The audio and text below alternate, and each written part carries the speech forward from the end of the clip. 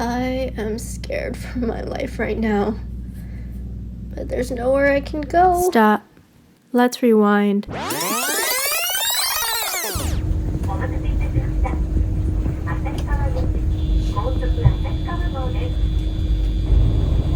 Today, we're going to Asahikawa to answer the question, is Asahikawa worth a visit? Now, I'm asking this because I have doubts that it's gonna be worth it.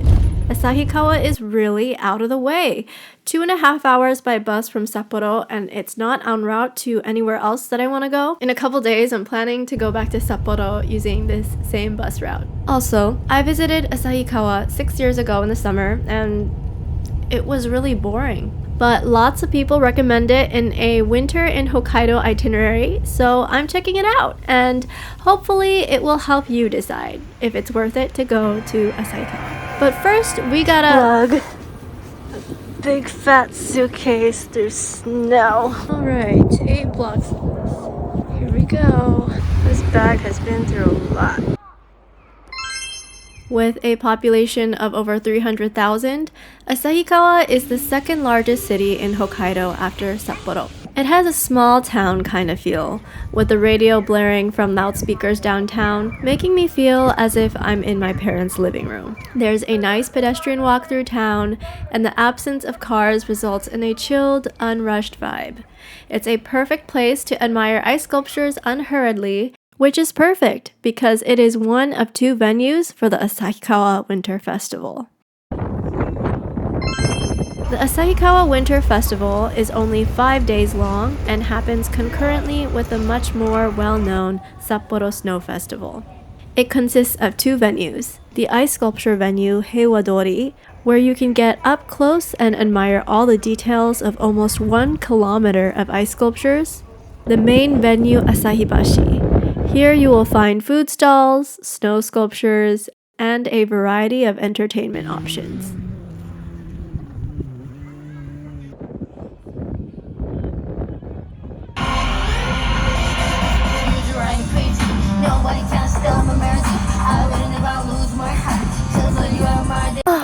It's cold. It's important to note that the weather conditions can have significant impact on your enjoyment of the festival, because unlike the Sapporo Snow Festival, you don't have the option of ducking underground when snow starts dumping from the sky. Oh, that's so nasty. I just felt something wet drop on my sleeve. Is it bird poop or is it snow? Where to stay in Asahikawa? Well, how about we talk about where not to stay? So, I woke up at 2 a.m. this morning to go to the bathroom, and my room smelled like gas. There's no front desk at this hotel. The staff is only here during check-in hours. I'm trying to gaslight myself into not smelling it because I don't know what to do otherwise. I've never called emergency services in Japan. I don't know if I'd get in trouble for calling emergency if it's nothing. I am scared for my life right now, but there's nowhere I can go. I decided not to call. Instead, I did a little bit of stress eating and waited for the sun to rise.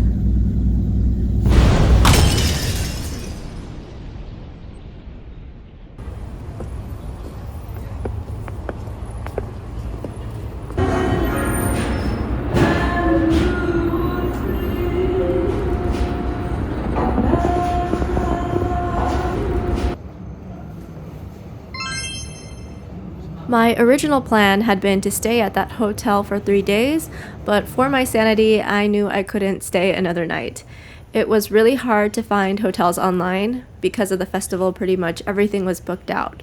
But I kept on refreshing and luckily found an affordable room at Smile Hotel, which is a reliable chain of business hotels across Japan. This is also a budget hotel. Doesn't smell like gas.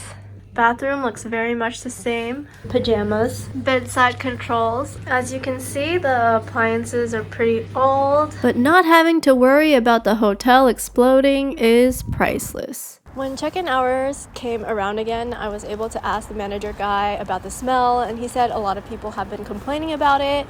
for months even. That's just how the building smells normally. He said the entire building doesn't use gas at all, so I guess that's comforting, but what if there's a gas leak in the area, huh? Yeah, I'm just terrified to be here. Not super inviting. There's a fridge and a tiny TV. There is this electrical looking cabinet right here, but it's not an electrical cabinet. It's a closet. By the way, they had cute PJs, so that's one thing they did right. Okay, don't think I left anything. Let's get the hell out of here.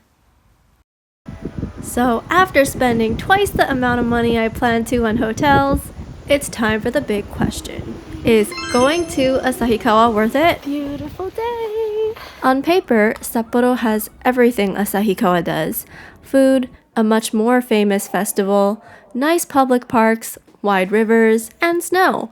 So why make the effort to go to Asahikawa?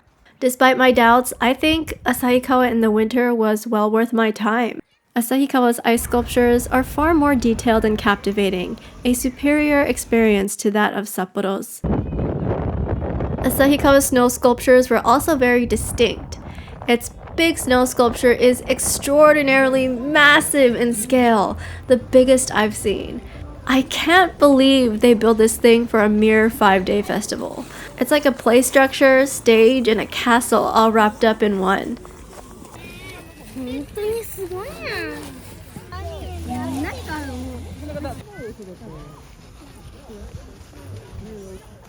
The small snow sculptures, many of them for competitions, were so detailed and pretty. And the festival just has so much heart. From the community performances to the hundreds of snowmen. Definitely the contributions of dozens of people. This was an event by the community and for the community, highlighting all of the local specialties, and it was lovely to see.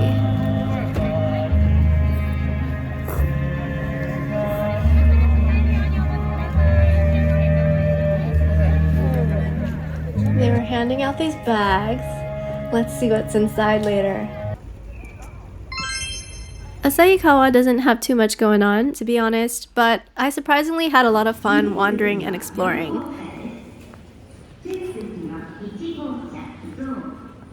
The JR Asahikawa Station is a beautiful building from both inside and outside, and in my opinion, a liminal space. Behind the station is a park with lots of snow to play around in and some cross-country ski trails. The Chubetsu River also runs behind the station, a beautiful contrast of rushing water against the pristine, untouched snow. Narita-san Shinkyuji is an extremely photogenic shrine I randomly stumbled upon. And finally, there's also the well-regarded Asahikawa Zoo.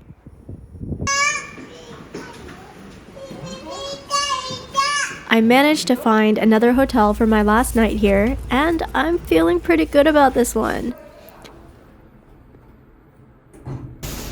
Smells good in here. This hotel was significantly pricier than the other hotels, but came with some fun perks like a beautiful lounge, free soft drinks, and popsicles. Of course, I had to try all the flavors, even though it's snowing outside.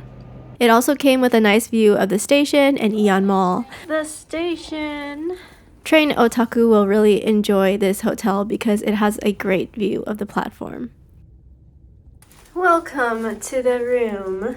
Got a closet, a very legitimate looking one. Table, huge bed, modern looking controls and chargers. Much newer appliances. Pajamas.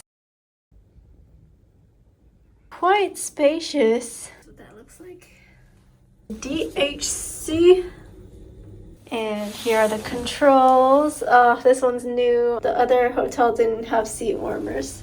So here I have this bag of free stuff that they were handing out. I somehow feel that Hokkaido is the place for free stuff because I remember coming here 5.5 years ago.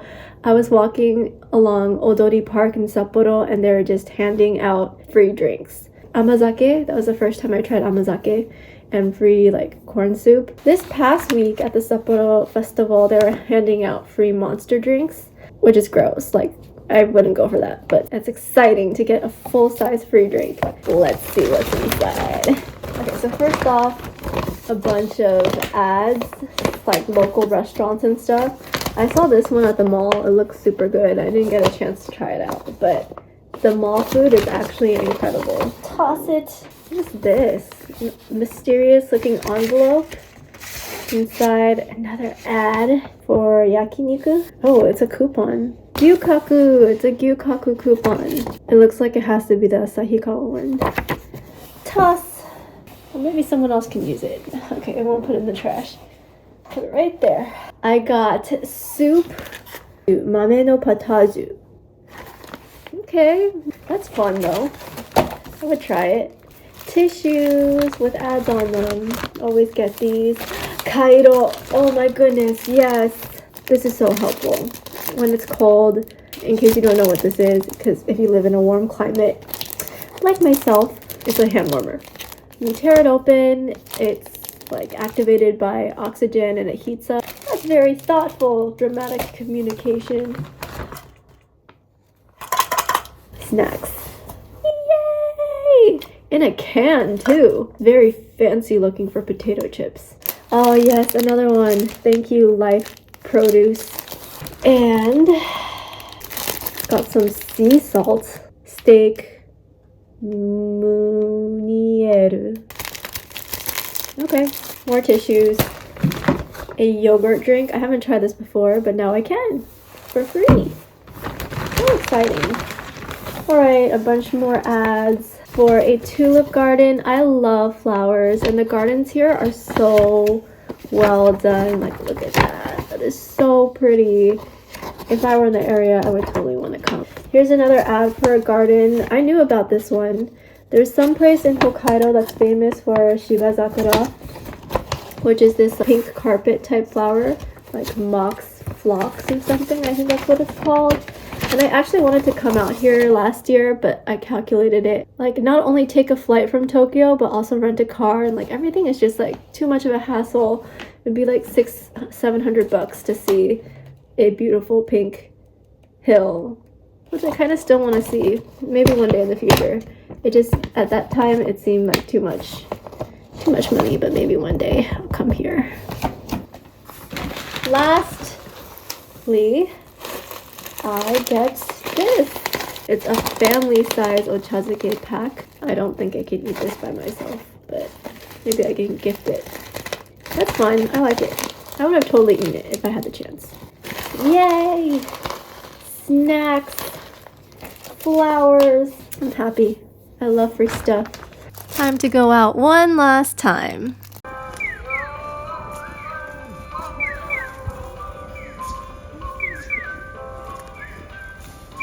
And that was my Asahikawa trip. If there's anything I learned, it is that I'll be booking hotels with a 24/7 front desk from now on, and that a rating of pleasant is not really pleasant. Also, please don't be stupid like me and really call the authorities if you are concerned about your life. This was part 4 of my Winter in Hokkaido series.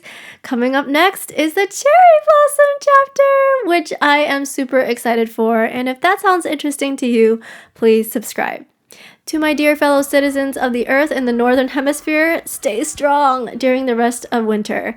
Spring is coming soon.